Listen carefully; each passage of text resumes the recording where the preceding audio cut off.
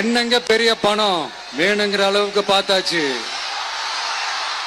அரசியலுக்கு வந்துதான் நான் பணம் சம்பாதிக்கணுமா என்ன?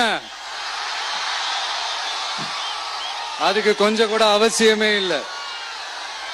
எனக்கு எல்லாத்தையும் எல்லாமும் கொடுத்த உங்களுக்காக உழைக்கிறத தவிர எனக்கு வேற எந்த எண்ணமும் எந்த வேலையும் இல்லை.